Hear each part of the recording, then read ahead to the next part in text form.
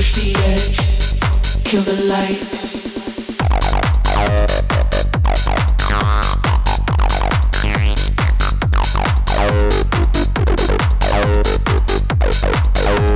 Super fun, guys. So in today's video, by the end of it, you should be a pro at acid sounds. The theory of it, you should be able to make it in any synth. But most importantly, you should be able to make it in the best DAW in the world, Ableton. Because Ableton gives you all the tools. Maybe not as pretty and as fancy as plugins, but you can do a lot of really cool stuff. Now, let me get this out of the way. For the purist that spent $3,000 to $5,000 on a real one, maybe there's little finicky things here and there, and it'll never be as good as the real thing, you know, turning the goddamn nipple on the filter now and stuff, but pretty darn close. Okay, is go into the instrument section of Ableton. This is where you're going to find all of your noisemakers or synths, and you're going to pick the wavetable, which I think if you're going to learn one synth in Ableton, the wavetable synth is the one to learn. It's going to probably help you create, I would say, about 80 to 90% of the sounds you need for techno, for tech house, and so forth. Is it going to do it in a very characterful way? And pretty much, you know, different tones and stuff, but this will get us pretty close, and you can always process and learn everything in terms of sound design in the synth, okay? From there, I'm going to drag this wavetable position by clicking here to a saw or a square. Traditional acid sounds will either be saws or squares, and after you understand that, you can always break the norm, break the rules by picking other stuff. But if you want theory, which will make you sound good every single time you do it, saws and squares is where you want to be at with this sound. The next thing is the pitch, where you're playing at. So in the MIDI, if we don't move anything and you're in Ableton, for more modern techno stuff, the techno most people listen to and buy on Beatport and stuff, you want to be somewhere between C0 to about C2. For this, I'm going to be in the key of G. So what I want you to do from the get-go is go down here, pick a key. You can follow my my cue, and pick the G0. You do want to highlight them and decrease the MIDI notes a bit, because with acid style sounds, it's going to be very important. So we're going to just do this. And we're done. No. Okay, so from here, next thing now is turning the wavetable synth into a mono synth, which means you can only play one note at a time. And we do that by going to the right here and clicking poly to mono. This makes it so you can only play one note, not multiple notes. And from there, this gives you access to this glide feature now, which is going to be very important. I want you to set that to 100. Now, this glide feature is going to pretty much control how long it takes a note to go from one note to the other when the notes overlap like this. The higher this is, the longer it takes, and it doesn't have to get there, right? If you end the MIDI note, then it will just stop wherever it stopped, and then if you play the next note without gliding, you know, it will start back at that note, okay? So this is super important for acid glides, as you'll see, and we'll dial that in later on in this video. From here, the filter is probably the most important thing when it comes to acid sounds, okay? Now, this is where many people will criticize most acid tutorials, because the 303 filter, or the 303, you know, box, which is where the original acid originated, has a particular filter that I don't think we can get with Ableton. However, that doesn't mean you can't create these type of sounds. There's only a slight variation in terms of the character, and as you'll see, you can sound just like everyone else, pro as shit.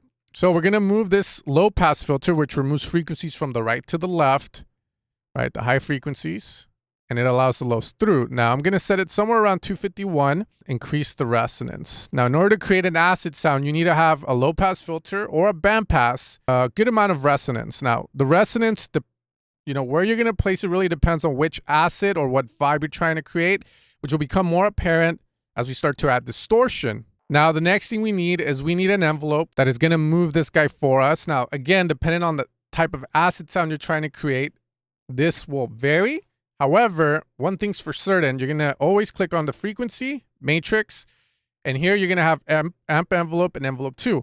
Envelope 2 is a knob turner, which means it's not really routed to anything at the moment, and you can use it to move knobs inside of this synth by clicking on any little thing you see, or certain things, in order to change it. But from here, we're going to kick the frequency of our filter cutoff, this little knob, and we're going to move it up slightly.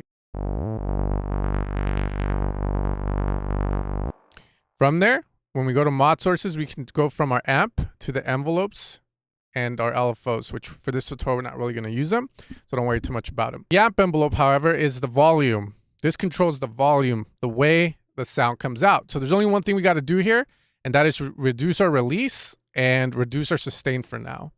From here, our decay, let's leave it somewhere around here by default. So now we get this. Now if I start to move this frequency knob to the back and increase the resonance,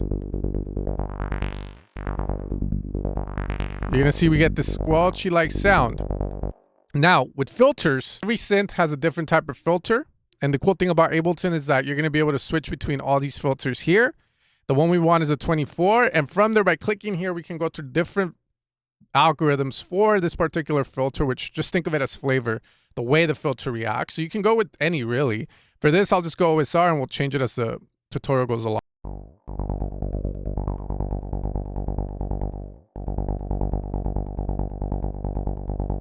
Okay, now from here, right, we have everything set. Now I want to start adding distortion. Now the traditional 303 and the one you see like Maddix and Vaunt do is usually made with distortion pedals. The good thing is that Ableton has essentially a pedal that emulates that, okay, and it's called Pedal. You can find it in the audio effects section, and it's called Pedal. And you're going to drop that guy in. So we're going to do this all together from scratch. Just bring this in. Now, the way the pedal works is the louder this, or the hotter this sound comes into it, so the louder, more volume, the more it distorts it. So that's why we have this gain up here, because it increases the volume of the sound as it comes into this pedal until eventually it reaches the point of no return, which is where it starts to distort or saturate it, aka at the flavor. Now, again, there's various different types of distortion pedals. Like you got the rat pedal, just like different cars and stuff. What's the difference between all of them? It's the way that it interacts with sound. I mean, they're all going to be doing the same thing in different ways, right? Like a BMW will haul ass and be super high tech, which to me is a pain in the butt. And then you have Toyotas and Corollas that are more reliable, but more boring. And then you got Ferraris, etc. And you get the point. They all do the same thing, but they all do it in their own way. And they all have something cool about them. So this is where you pick your flavors. What car do you want? Overdrive, distortion, or fuzz?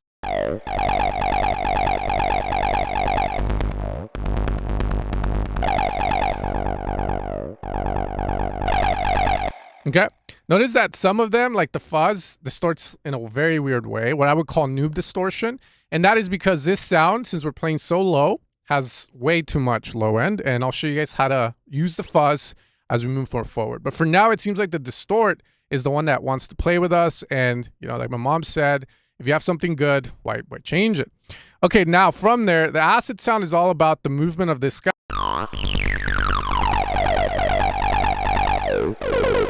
And depending on where you put it and how far you move it, that's going to determine the type of acid sound that you're going to get. So very important thing here on the amp envelope is your decay and your sustain. Lower decay means more punchier. Okay, longer. Wow.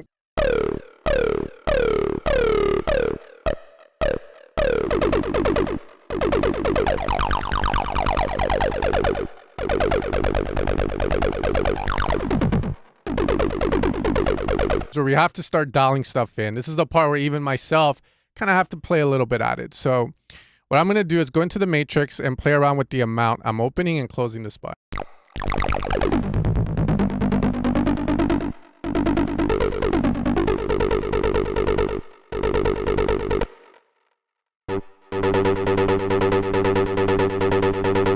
Now we need to start moving notes around, and we need to start essentially creating the rhythm. We don't want to just leave it all 16. I mean, that's fair. Some tracks do that. However, this is where you're going to start to kind of add your own stuff. Now, a couple of tips that I can give you. One, when you're starting out with acid, I recommend that you just keep it simple and go up one semitone. That means you go up one note. Like this.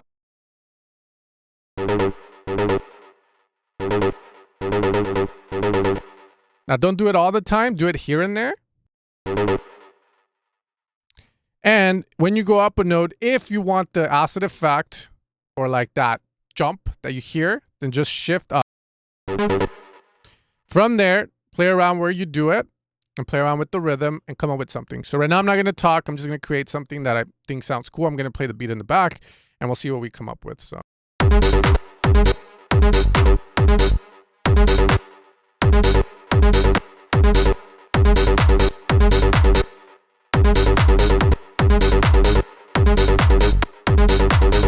So I'm just going to duplicate that, loop that. So we got this.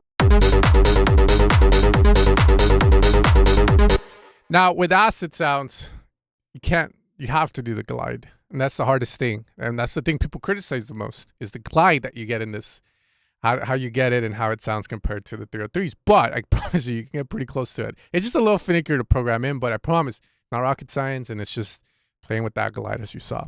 But there are a couple things we have to do now to sound a little more pro. Okay, so let's dial this in. Here, some people might think that sounds cool. I think that, you know, I want to optimize it a little more. So I'm going to be playing with the envelopes.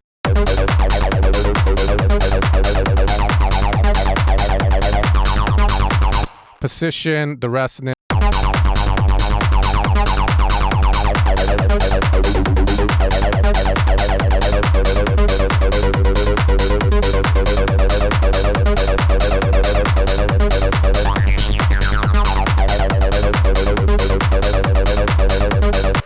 Okay, so I like it here. Now it's time to do some little advanced stuff. It's not advanced in the nature of, you know, we're about to do stuff that makes the head hurt. It's more advanced that these are the things most people overlook when designing synth sounds and in their music, which is feeling, change, velocity.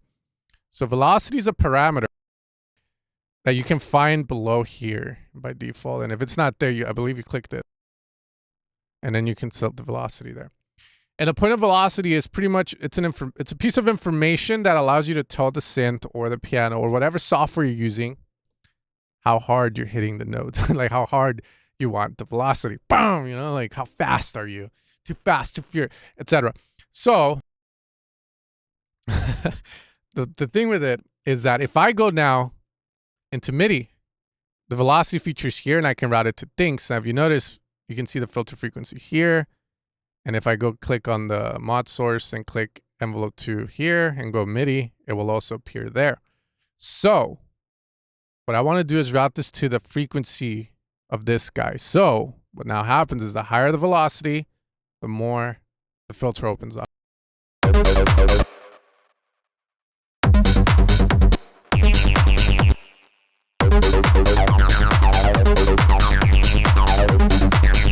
Okay.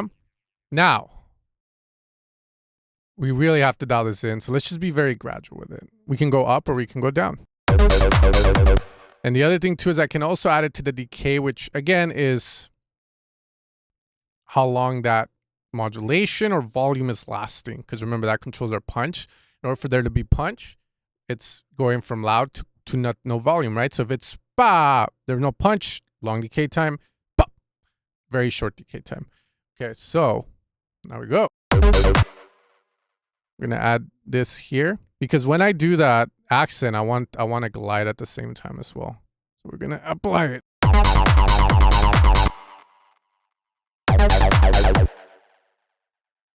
Now it's time to add the glide, so I'm gonna add a glide here, overlap the,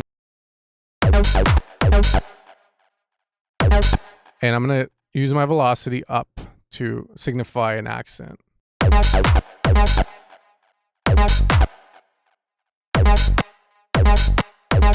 Now, if nothing happens, that means that my decay is a little too short. So now I need to increase it. So let's dial this in a little bit. Let's also add a bit of sustain, but not all the way up to both. And there we go. Now it starts to appear. Now this glide now controls.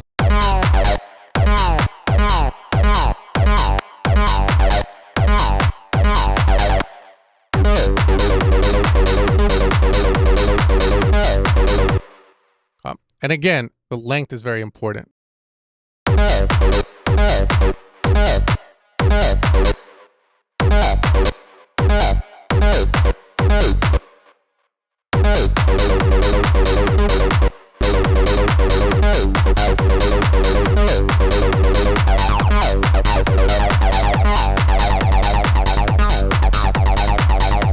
Now this amp, again, as you can see, I really have to dial it in to get the acid sound proper, especially if I want to do stuff like that.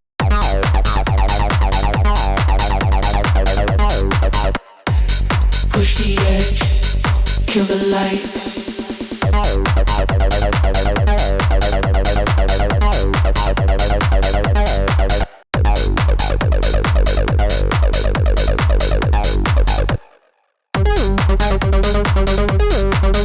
If you want it to be punchier, then you would just lower down your sustain and decay. So we have the acid sound in, so now it's like, you know, we want to make that thing sound even more pro, okay? So here I just have a side chain, which is ducking the volume of the acid sound when the transient of the kick is playing. Nothing important, so we did the pedal thing.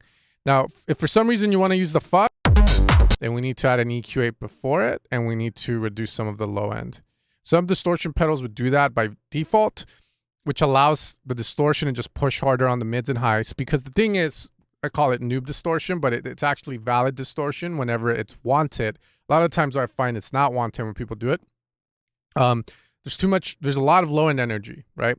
Low end has a lot of energy. So the moment that hits distortion hits that first, and the low end influences the way the distortion sounds. However, if you remove it, you can target more of the higher frequencies. So we're going to do that here with an EQ.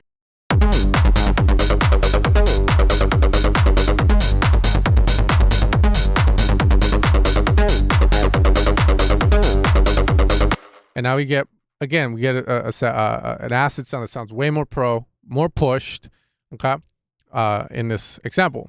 We can also add more decay if you find it sounding a little too toothpick.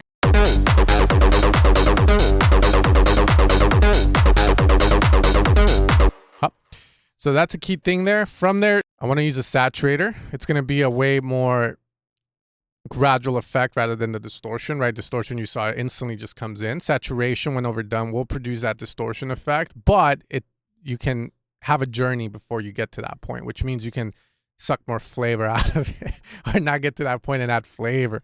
So it's all about the saturation and distortion. Just keep that in mind. It's going to be one of those aha moments for many people.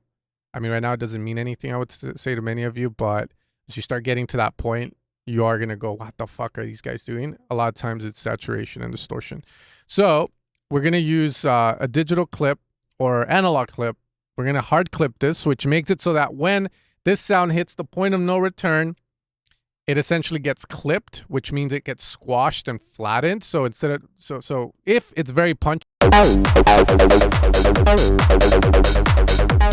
it's not going to sound punchy anymore. It's going to sound flat squash, which is the sound of today.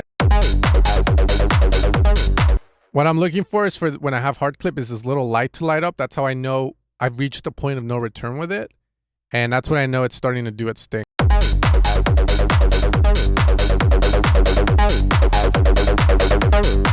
What I want you to see here right now is how lively the sound is before this. And now,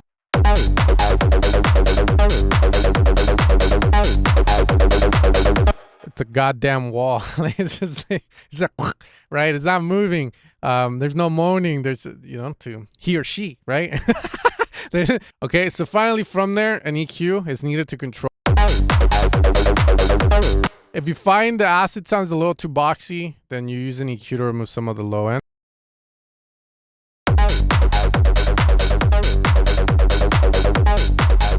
And either tame the mids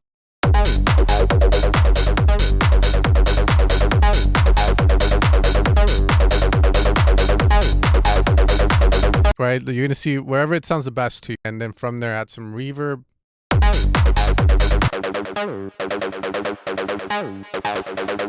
And some echo if your track is not busy. So here I'm adding this delay to. Okay, because the track's not busy. It's literally all about the acid. So now, lock it tight, push the edge, kill the light.